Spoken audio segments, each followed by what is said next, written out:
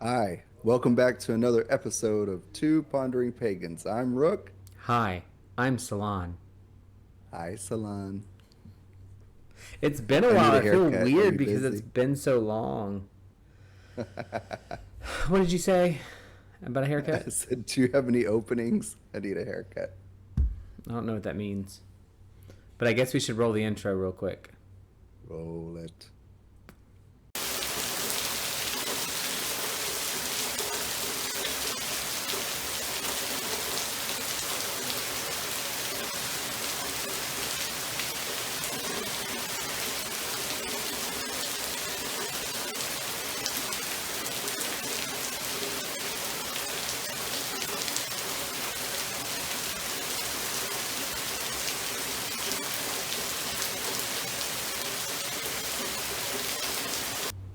So now we're at the part of the Christine Jeté. I don't know how you say it. Tarot Shadow Work. We're actually doing the Star of Discovery, right? Yes, Star of Discovery. That's the Yeah. first star spread. And so I know in the last episode, which has been like a month or more, Literally. literally, yeah. We kind of talked about the spread a little bit in the process, but we didn't really go into any card details. So today, I think we're going to go into some card details. I don't know if you want to go first, or you want me to get started, or what. But I, for one, have been really enjoying so far what we're doing and this part of the process. And I like that we're taking it so slow and going through it very deliberately. It's really nice. Like I'm truly enjoying the process. So, Too, and actually, I think it also helps for me that we've taken a little time in between because a couple months ago I started on a medication. It was nice for that to kind of really level out first. I think it's better to for me to be able to see what effects are from the shadow work and what effects are from that medicine. So I really have enjoyed it. or both, right? I think both Or can be both. important. Yeah. 'Cause I was about to go cuckoo Yeah. Too late.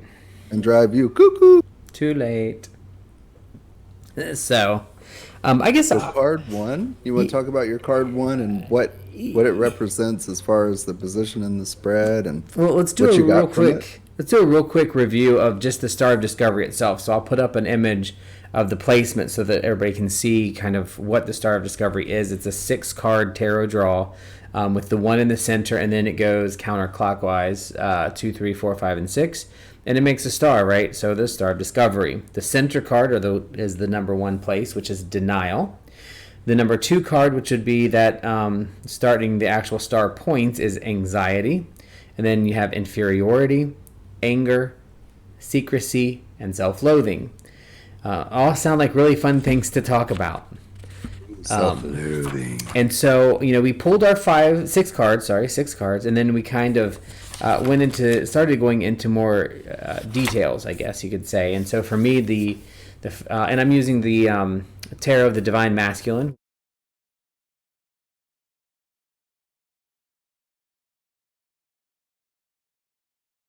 which is something that I felt called to use because of just I feel a lot of my shadow has to do with balancing energy, things, and my difficulties with some polarities and a lot of self-loathing in there too. But so my first card was the Protector in the Divine Masculine Tarot, and that is really like the Emperor. It's the Emperor in a traditional tarot deck. And kind of what I did is we meditate, or I did anyway. I think we did it kind of the same way. I meditated. I really sat still with a minute with the card. I looked at the imagery in the card. I will put them up. So, well, maybe I'll edit it in here somewhere so you can see it. But that Protector really talked to me in this place of denial, right? And so then you go through and you kind of decide and talk about what does it mean to deny or be the protector in denial, right? And how am I denying that part of me, and what archetypes of the emperor did I place in my bag? in my shadow, for me to now try to pull it out and see how does it affecting my life and things in general. And so for me, it was really when things like, I'm a big prepper person. Like, I like to be prepared for things. I don't know what I'm preparing for. But if shit were to hit the fan, so to speak, am I really going to be strong enough to protect anybody, or am I going to run? That's a fear that I have. I do often actively negate what is considered the masculine in myself, and put somebody else there that's not quite the same. Like, I'm afraid of my of both femininity and masculinity in some place, so I deny them their rightful place to just be the level at what I am. And if you deny it, you don't have to prove that you're part of it or that it's part of you. And so I really went through a lot of things, like the things that I deny myself to allow. Like, maybe I am working hard, maybe I am putting things in place that are part of protecting things. It doesn't have to be like I am the protector of all things around me, but protecting my thoughts, protecting myself, which I don't do very well either. So a lot of times, that's kind of where my first card is. My first card is really telling me, I feel in meditation, that I need to focus on allowing myself to actually be strong, and not say, oh, I'm not strong so I can't. And then refocusing on things that I'm comfortable with, because we have to step out of our comfort zone sometimes, I think, to really learn and grow. But that's my first card. Awesome. And my first card for denial was the Emperor. And it gives you some kind of things to think about when you're going to meditate. What positives? I don't want to cut you off, but do you realize that your Emperor and me, we had the same first card? So the Protector is the same? The Protector is the Emperor and the Divine Masculine. Oh, cool. Yeah, even though I said that in my conversation, but go ahead. Oh, I heard it. At least I apologized for interrupting. I just thought that was neat. We had the same first card. That is very cool. And I didn't know that was your card until now. I didn't know yours was either. That's cool. So what negatives or positives do people point out to you that you have trouble accepting? So immediately when I went in, I looked at the card, I meditated, I tried to go into it, and all these things that people, would say that were kind of hard to swallow would come up. One of the things that is untrue, but somebody had said, is that I'm more interested in being friends than being a boss. One thing that is true is that I have chaotic organization, meaning I'm disorganized. My office, hey Finn, my office at work and at home is just very disorganized. I like to say, oh, I know where everything is. That's my style. I work better under chaos. No, it's disorganized. Another thing was you do too much for people as far as work. Like if I have an employee that I'm waiting to get something done, a lot of times I'll just jump in and do it for whatever reason. I tend to see the good in people and wait too long to start progressive discipline. One thing that came up, I'm told I'm handsome at times, which is hard to hear. Staff have told me more than once I would follow you anywhere, like to work, and that's hard to hear, even though I think it's true and it's a good feeling. It's still hard to hear. It's hard to hear the positives for me. And that was actually just reaffirmed. I went back to a place I worked 3 years ago, and I had no idea that so many staff remembered me, and they came up and they were hugging me in different departments and saying how glad they were that I was back. And I had no idea that I made that kind of impression at this building. And so it was really nice, but it's hard to hear it when people say it. You kind of don't know what to say. Another thing is I had taken on some extra duties at work about 6 months ago. And one of my good friends, bless you, in the same line of work told me, you need to ask for more money for doing these duties. And I kind of just didn't want to deal with that. You need to respond when people are talking to you. That was a few months ago. It's that one of the reasons I started medication. My mind just wanders, and a lot of times I would hear, and I wasn't ignoring people, but I really was thinking of something else or thinking about how to respond. Um, so I think I do, which I'm proud of. I do, in my mind, taking all those thoughts and things people said, I do rule with a childlike giddiness and a friendly manner, and could definitely be a little bit more professional at times. I've learned I'm fun, but I am unprofessional, and I do need to work on that. My office has been a chaotic mess. I need to get it organized, even if I know where the things are. I just I do I wonder misplace. I wonder, and I hate to interrupt, but I don't want to get too far. I don't mind interrupting, but I just am doing it anyway. I don't want to get too far from the statement, though. Do you feel like you need to be more professional because people want you to be, or because you feel like you want to be? Because I'm having a hard time with that and my protector and that part too, where I feel like I need to be more professional in order for people to take me seriously, but I don't feel like I need to be more professional. So I'm trying to take the mindset now from the shadow work of like it or don't. And if you don't, get out or fire me or move me on. Because I kind of feel like that's me trying to be like, it's the same thing with wearing a suit. I don't like wearing a suit. I wear it sometimes. That whole, I mean, you've talked about this before, but that whole dress for the position you want, not the one you have. I think if that's what I need to do to get ahead, then obviously the rest of me is not good enough for these people. I agree. So I should be able to wear a polo or scrubs or whatever I want to wear that's comfortable because I do a good freaking job. And so that's why I was asking you from the shadow work perspective. I got the same thing, the same thoughts in my head about those what you're talking about. And I'm thinking it's other people that want that expectation. I don't. I don't want to be like that. I don't want to be stuffy. I don't want to be like, oh, there's the corporate nurse, because that just ruins it for me. I wouldn't want to be that person. So I was curious. Sorry to interrupt, Probably but I didn't more want to of get what, too far from that. probably more of what I think other people would think because I like it, and my unprofessionalism has made me a success with the people that work with me, for Yeah. me, and with me. So probably it's more of what I think other people would think. Um, uh, this organization, I can say it's to do with ADHD. I think that's just, I'm disorganized and maybe a little lazy sometimes, or would rather spend my time on fun things as a fire sign Or sleeping. with air and move and jump, jump, jump. Before finishing one thing, I like to jump on to the next idea. Leadership.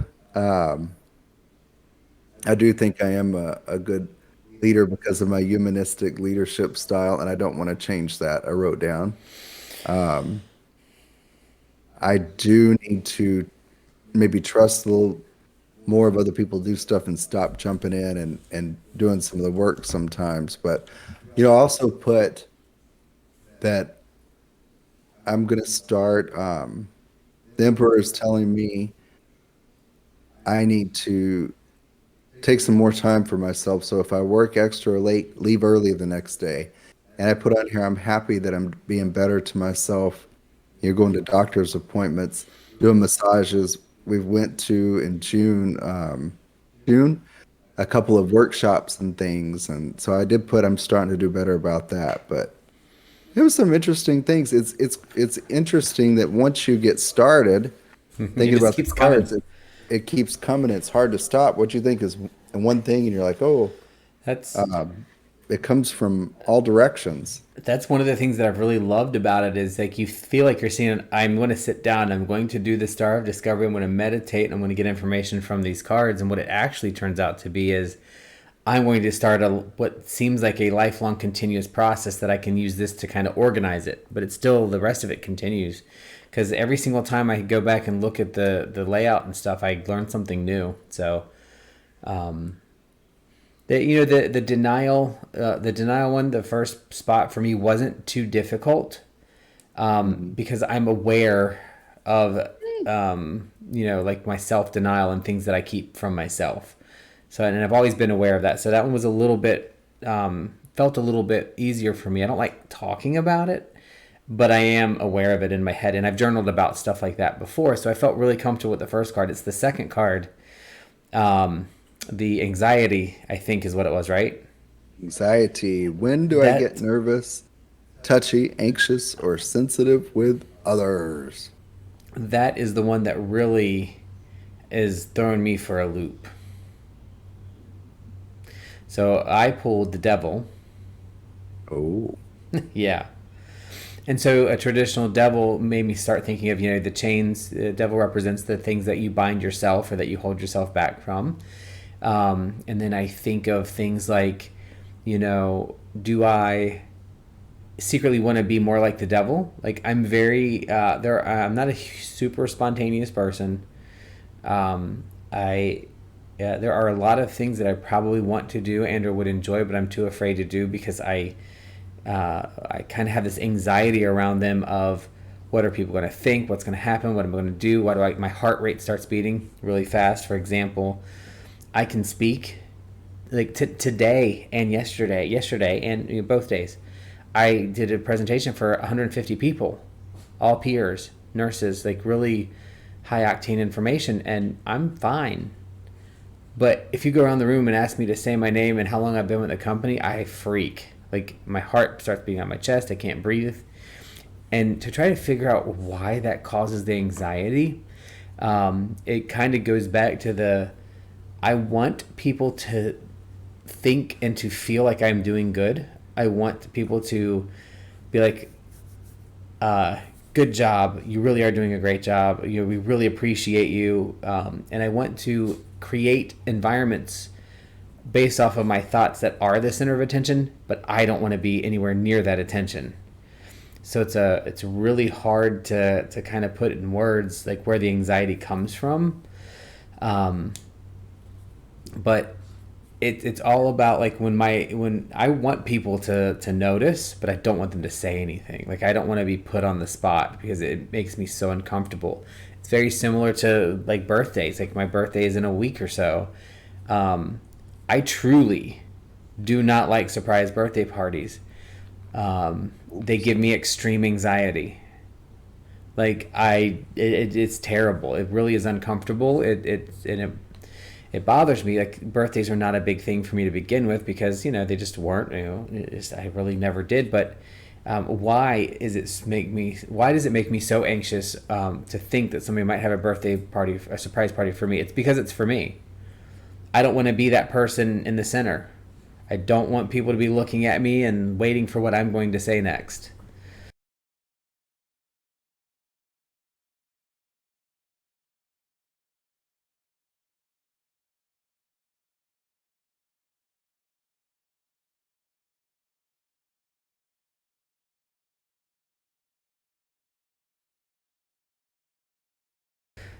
It's not comfortable. But then on the other hand, I do want to be that person. So I have to now work with Shadow to kind of connect those two dots. I'm pulling something out of the bag that I think is going to scare me a little bit. And it's like, um, even with like left hand path and paganism and all these things, I am holding so hard on making sure people know I'm not left hand path. But I don't know why. Like, why is that so important? And then when I think about it, when I meditate on it, it's not because I care about somebody thinking I'm left hand path or not. It's because I don't want to be in the limelight. I don't want people to say, "What are your thoughts and how are you doing this?" Because I'm afraid I'm not going to be smart enough to know or have enough answers. And so that's preventing me from even having conversations. So that anxiety is something I really have to work through, and it's all about, I think, growing up. I didn't have a mentor. I didn't have somebody to show me the ropes. I didn't have involved parents. I was raised, I think, well by my grandmother, but I think the things that I achieved were all in spite of my situations. So now, are they even good enough? Um, I also have a really big issue, an anxiety issue with abandonment, in a really weird sense of um, not having my own boundaries. So I use the Malice Experience podcast as an example. I do not want to miss any of them because I'm afraid something might occur that I could enjoy experience of when I'm not present Mm-hmm. at the deficit of myself. So even with work, it's like I don't want to miss any meetings because if I miss a meeting, I might miss something important and I might miss out. When I meet new people, I don't want to get to know them very well because when they leave, I may never see them again. And I don't even have a real connection with them at some point. So that all those are the things that cause me anxiety and make me nervous when I'm truthful with myself. It's the transient nature of things that bothers me when I break it down to it. And so the devil applied to that is all of the things that are causing my anxiety are things that I have placed there. And that is where I'm working on trying to figure out what the next step is to pull those things out and stop blocking myself. And if I want to do it, just do it. We had a conversation the other day, and then I'll shut up for a minute because I don't want this to be a very, very long episode. But I don't know why, but I want to pull over on the side of the road and pick random weeds and flowers and things by the ditch, right? So I'm driving through the middle of Florida. I might be the only vehicle on the road. And I'm like, oh, I think that's a wild carrot. I want to go see if I'm right. And I want to pull it and I want to just see it, right?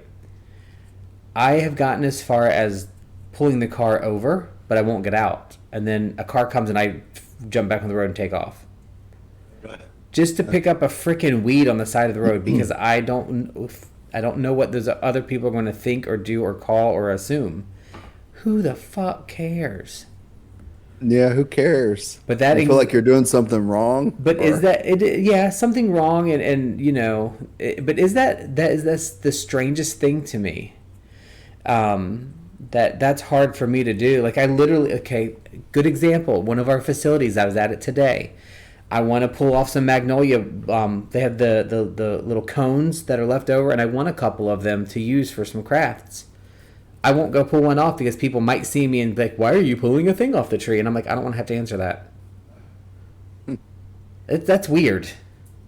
That I'm terrified to do that, yet I can have a public conversation and teach 150 different people at the same time. I've got a presentation next week, and not next week, but the week after, that has 357 participants. I'm not nervous. And it's about a project I'm working on and I made. It's about I am not nervous at all. I'm fine.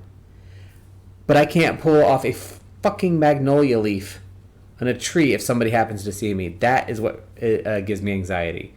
I need somebody in the comments to tell me what that means because I can't figure it out. What does that mean is? What does that mean is?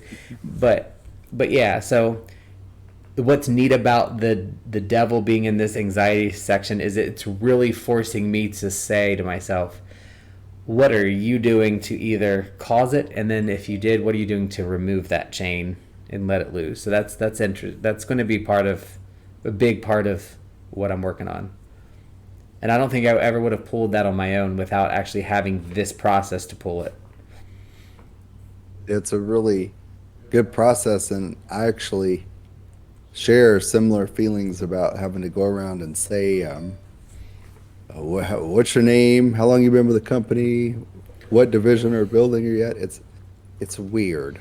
And I wonder if it's not that you feel, but get talking about anything else. I can tell you how long I've been an administrator, all that kind of stuff. My heart beats out of my chest like I No can't breathe. Issue.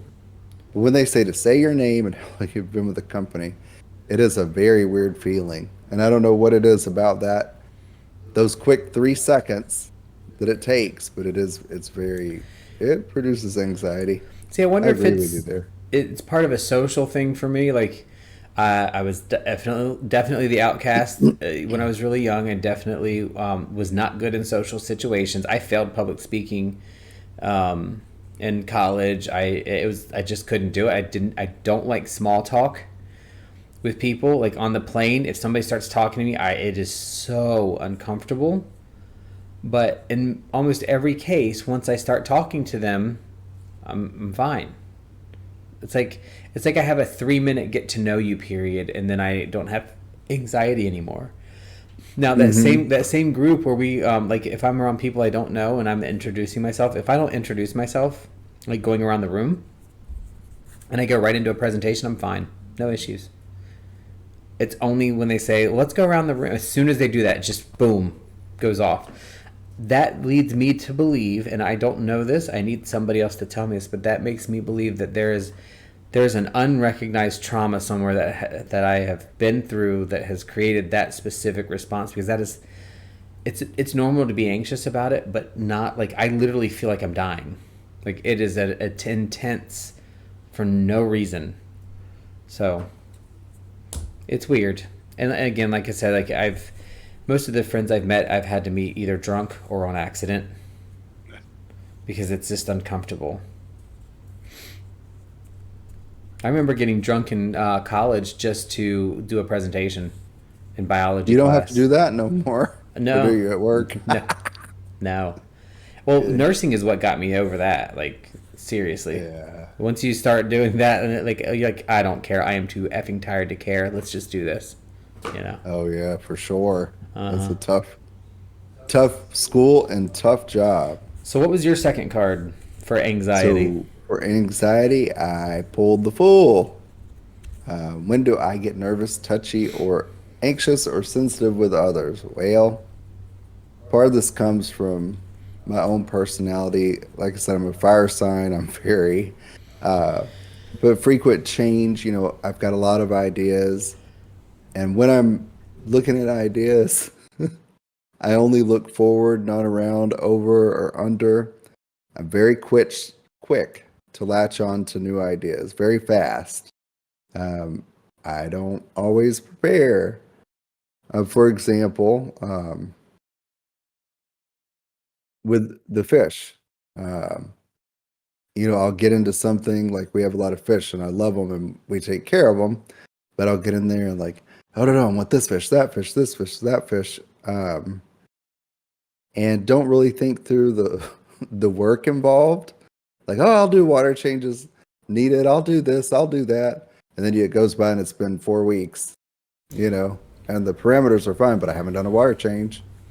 Oh, we're I, committing. You're committing. You're doing it. yeah, but I'm quick to, I pretty much only look at the bright side of things and I become annoyed, sensitive, and offended and feel like people are questioning me when they're really right to question about, oh, what did you think about this?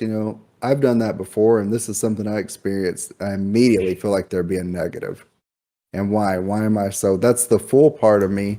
Why do I think they're criticizing me or trying to discourage me when they're only making a comment? And they're probably actually trying to help. And instead of taking that feedback as that thoughtful consideration, I take it like people are saying, oh, you shouldn't do that, or, you know, like as a negative thing. And is that really me second guessing, saying, oh, wait a minute, stop. Maybe you did jump in that too quick, but I'm not processing that way. I'm processing like I'm being criticized, I guess. Yeah, I can get that. It makes sense.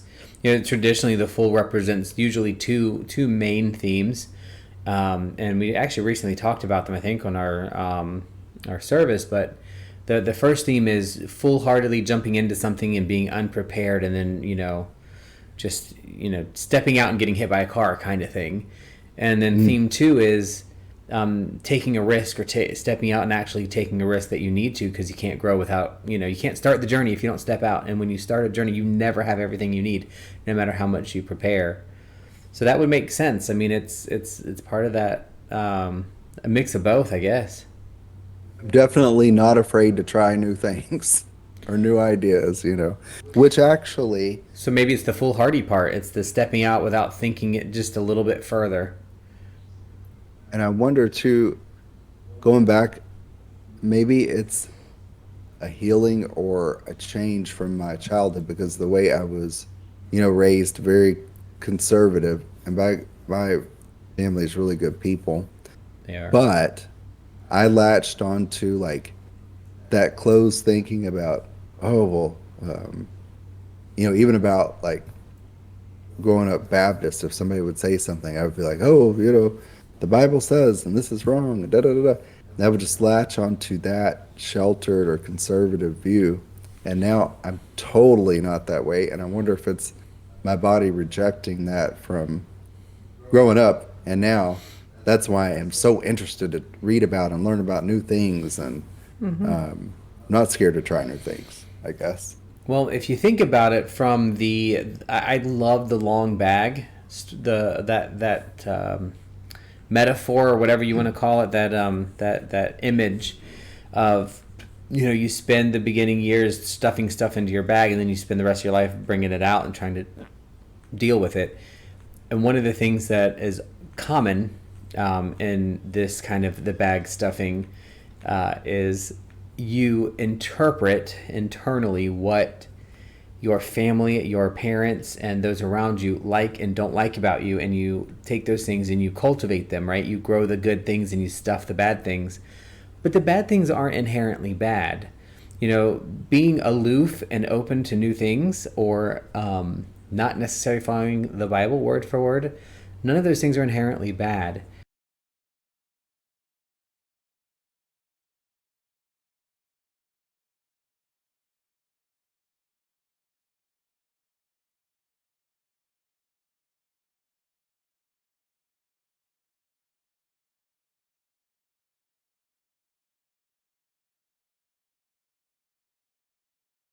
But if you feel like they are and you put them away, you don't have the chance to grow them. And then, as the long bag story goes, those things don't get cultivated at all. So they get raw, they get regressed, they get angry, they get rabid, and you have to then, not only as an adult are you dealing with bringing your past self-hatred out of the bag, you're adding on top of it that it's been left to fester for 30, 40 years.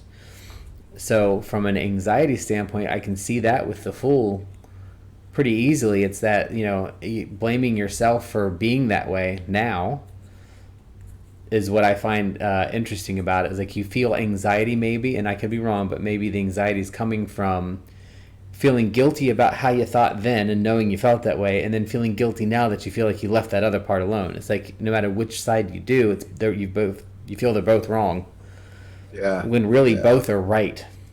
You know, And right for the time you're in. yeah.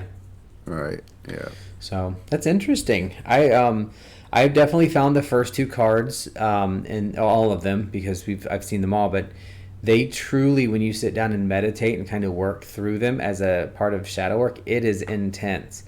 And this is just the tip of the iceberg for me. I've got notes all over the place. Like I've just paper everywhere just for the first two cards.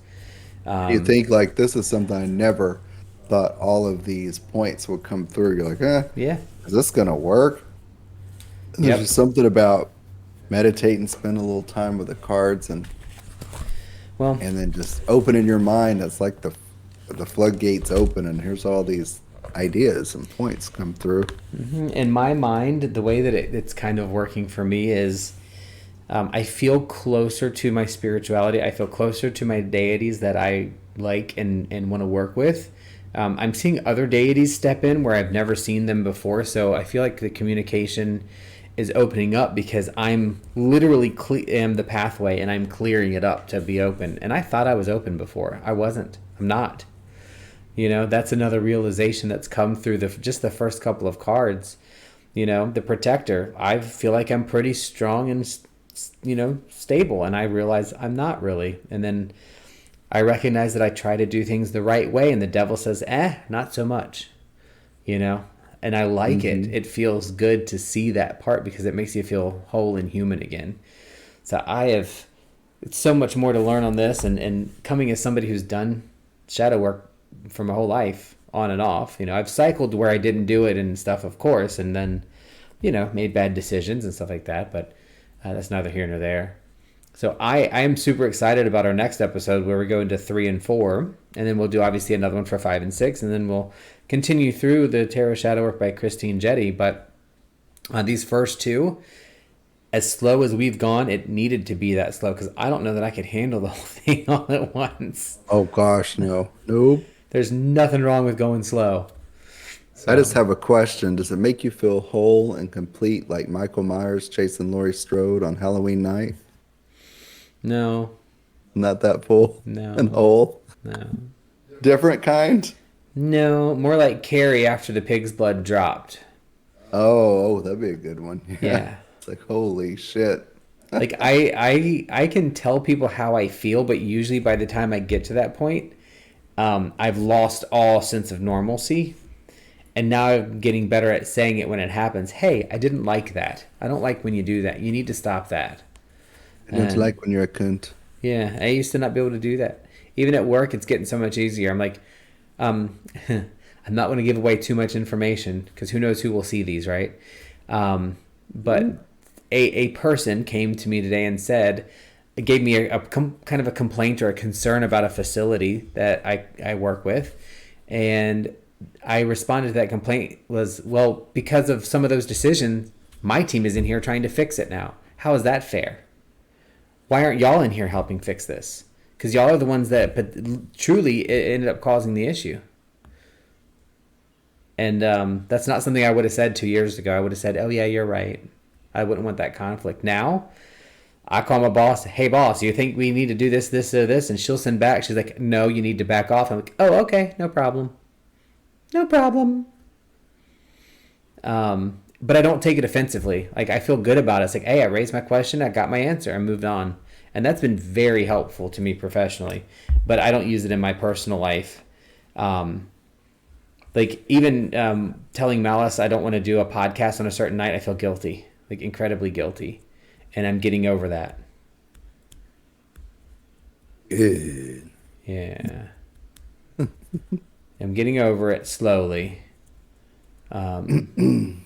But yeah, I mean, I love doing it. I don't want to stop doing it. There's going to be some days where I don't want to, and I need to be able to say, I don't want to. I need myself today. So That's okay. you heard like the way when we talked with Joy Sunday, I never normally would have said, oh, well, this, that. I said, no, I need a couple days to myself away from people with nobody. Like, that's not personal. I didn't mean I can't be around her. I just like, I'm going to have a few days to myself. I need some me days, some not getting out of bed days. I really want to wake up in the morning, order breakfast, and just still sit in the bed, watch TV until like 1 o'clock in the afternoon. One day. Just one of those days. I don't care. Those are awesome. But I'm digressing now, and we need to order food soon because I'm hungry. We eat all our food. We're the Clean Plate Society. Yeah. Miss My Petite is not Clean Plate Society, but she is one of the sweetest petites that's ever existed. She is. Yeah. She is. Why did you just bother me and get me up? I was sleeping. Because I'm getting ready to get up, honey. But anywho, so next episode, we are going to try to get back on track every week or maybe every other week. We'll be doing cards 3 and 4. So yeah, I'm excited about doing that. And we'll see where it takes us next. If you are part of the Discord, I'm pretty sure we posted the PDF in there. I'll have to double check. I think it's in there. So hopefully you're able to go along with us. Couple of things that we're doing. We're going to add in this to every Sunday. We're still doing our service at 10:30 Eastern. We're trying to get it to stop around 12:30. We don't want to go too far. And then at 12:30, we're going to turn into what we're calling the after show at this point, which will be topics about books and whatever it is we're learning, whether it's a book, a video, or something. And we'll just be sharing our thoughts of what new things we've been learning. So I'm super excited about that. It's mostly a book club, but not where we have to read the exact same book all the time because that shit just doesn't work for me. So I'm excited about that. To kind of share with other people, and that's the Discord group chats after the whatever it is we're doing are very much more enjoyable than anything to me. So Number one. the social part. Yep. And it's not just the social part though. It's really the connection of things. I'm getting interested in things I never would have looked into before. Like Yep. I've never truly been interested in going too far down the left-hand path, yet you're really going down and reading stuff about there. Now I'm very interested in reading more about that. Just engrossed and obsessed. It's like everything brings up a new topic. And finally, when I started, after finally a couple people gave me some recommendations, which is all I wanted for the past year. And now I've got that in the right time, and it's very interesting. Yeah. So, Any last final comments before we go? Nope. Just look forward to going over the next two cards, and thank you everybody for tuning in. Yep. Hit that like button. Hit the like button, subscribe, comment is the most important thing to me. Tell us what you think about our topics. If you think we're nuts, put that in there, but be nice about it. If you're going through the same book process, then let us know in the comments. Join the Discord. And, I'll make sure the link is up there somewhere. And engage. This is what it's all about for us, is just sharing what we're going through as we do shadow work. Hopefully you'll learn something and be able to do it yourself. And we'll go from there. So thank you for joining. Happy eclipsing the shadow, and blessed be. Deuces. The